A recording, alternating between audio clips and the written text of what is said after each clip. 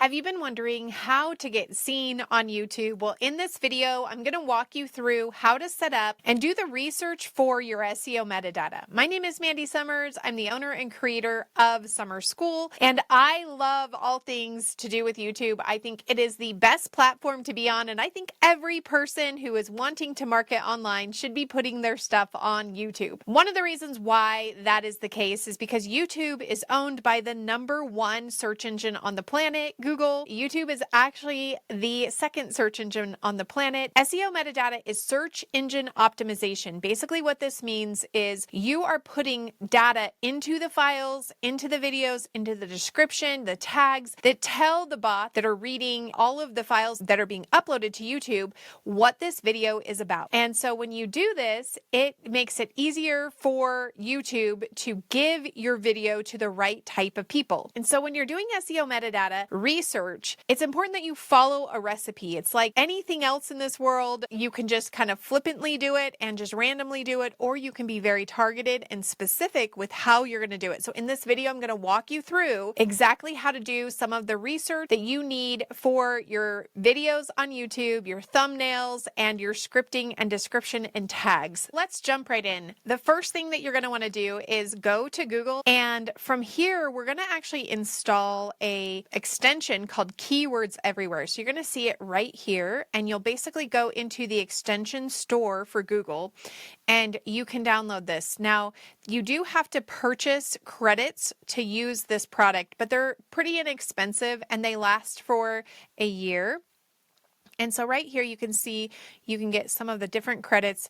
I personally only ever need a smaller amount, even though I do a ton of research. The credits tend to stick around for a long time. So unless you're a really busy marketing agency that's doing a lot of SEO metadata research, then do the $18. So you're going to buy that, and then you're going to install it onto your computer and log in, and it will give you an API key that you put up here in the settings, and then you can start searching. So you're going to want to open up a Google window, and then from there, you're going to download an extension. So you'll go into the extension library for Google Chrome, and you want to look for Keywords Everywhere. Now, this is a paid program, and this is my easiest way and cheapest way that I have found personally. So if you have a better way, put it in the comments below to do some of my SEO metadata research. I recommend getting a very small plan. Let's go into pricing right here.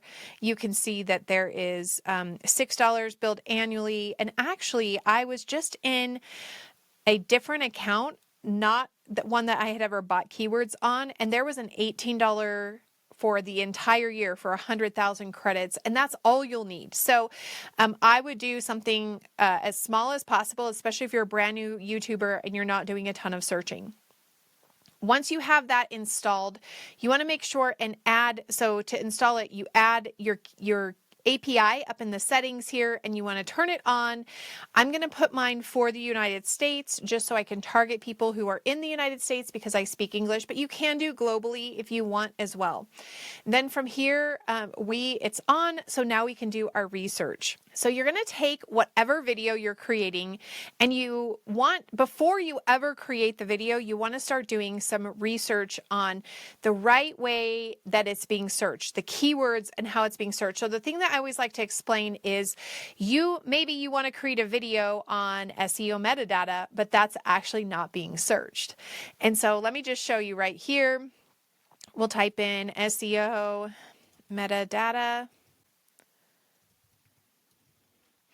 and it's going to show that it's bringing up 1600 in volume right here. So if you just have normal Google, you're going to see these results come back. That is not what we're looking for. We are looking for what shows up right underneath the search here in the volume. So 1600. Now, what I have found, and what I've been taught over and over again by all of the mentors I've ever used for YouTube, is that you want it to be as close to 1,000 as possible. You want your keywords, especially the ones that are in your title, that are the first in your description, that you're kind of creating the video about. You want those to be as close to 1,000 as possible. So then once you do that, you want to scroll down, and you're going to see right here, Keywords Everywhere is going to tell you what people have also searched for. So meta keywords, meta description generator, And you have to decide, does that mean meta, like Facebook meta, or is this metadata? And so what we're looking for is really that SEO metadata. Now, when I'm doing something like this, if I'm putting SEO metadata, people probably know what they're doing. And so for my keywords, of course I can use these. So I will copy and paste these into a document. SEO metadata, meta SEO, SEO meta. And those I'm going to put as like in my tags and some of my descriptions. But I want something that people are looking for, that they're looking for guidance on it. And so maybe we need to search something a little different. Now, before I do that, I like to come down to people also searched SEO meta tag generator, Google meta tag. So I want to see what else is being searched beyond just right here. So now that I've got that, instead of clicking on there, any of these words, because if I were to click, like, let's just say SEO meta keywords, you'll see here that it's going to pull up some new keywords on the side, which can be super helpful. I'm actually going to delete this and I'm going to do YouTube. I did that wrong. YouTube keywords. And let's see what comes up there. So that's 1,600. So that's another one that I should definitely put in the video. I'm going to come down and see YouTube search optimization. And that is exactly what the SEO metadata does. It makes it searchable. And so that's a great keyword. Even though it's a little bit higher, I'm going to keep looking. Search engine optimization for YouTube videos, that's closer to the 1,000. And so that might be something that I'm like, ooh, I'm going to use that in my title, possibly. Let's scroll down a little bit more and see if other things come up. YouTube keyword research, those are good. Keyword research, YouTube. So as I go through this, these are all really great keywords, and I want to use as many of these in my tags as possible. You get 500 characters in your tags, and so I'm going to make a list. Every time I make a video, I make a list, and I actually categorize them. So if I come back and I make another keyword research video, I will use some of the same keywords. Okay, I actually want to go back up to this one, YouTube search optimization, because I feel like that is really what the keywords are all about, what we're doing there. And we're just going to give it 1 minute to optimize. We can see that search optimization YouTube is on the list. Let's come down just a little bit. YouTube video SEO is 1,600, SEO YouTube. So all of these words and combination, these are called long tail keywords, are great for your description and also putting them in your video files. And so when you are creating a YouTube video, I have a video all about this, how the things that you want to do before you upload, and I'm going to put it right up here in the cards above so you can check that out. But essentially, you're going to take this research and you're going to put that into the metadata of the video files, the thumbnail files, but then also throughout your entire upload sequence for YouTube. So the title, the description, the tags, all of those things, even in your channel tags, this is how you find what you should put there. And like I said, most coaches are recommending right around 1,000, but they need to be pertinent. So Google AdWords keyword tools, this is another great way to do keyword research. So let me open it up and show you that. So here we are in the keyword planner, and you log into your ads account. You're going to come over into tools and then into planning and then keyword planning. Now you can do a couple different things. You can click discover keywords and just drop in some of the keywords that you have found on your Google search. And then it's going to pull up and give you some great keywords. So this is another way of finding keywords, and you're going to see here the average monthly searches, and you want them closer to the 1,000, especially for your titles. Anything above that, put in the description or in the tags. And so we're going to you can go through here and you can actually create a list of different keywords to put in your videos. Now, another thing that you can do here in the keyword planner is get search volumes and forecasts. So let's just say YouTube SEO.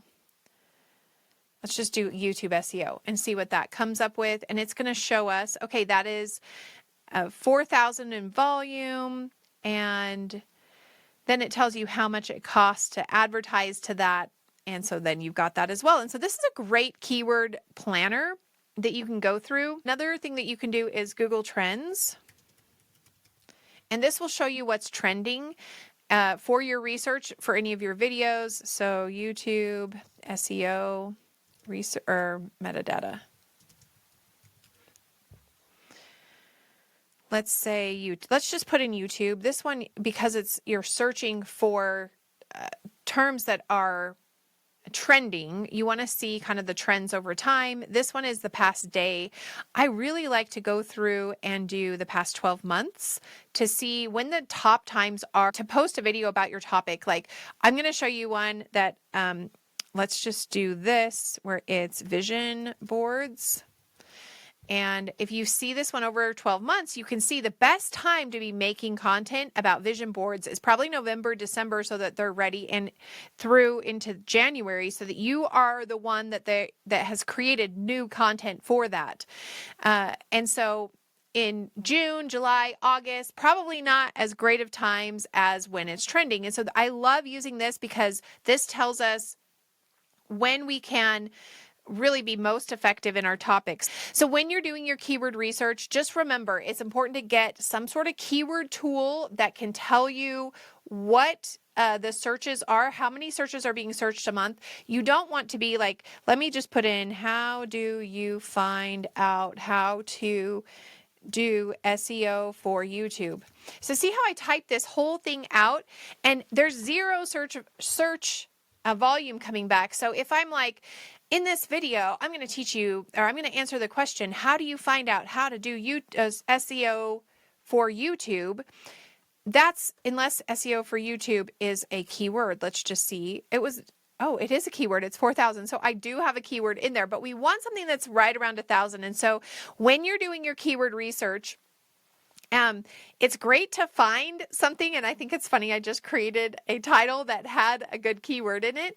And let's just see. And then YouTube research, keyword research. So for this title of this video, I am going to do something like YouTube keyword research, learn how to do SEO for YouTube.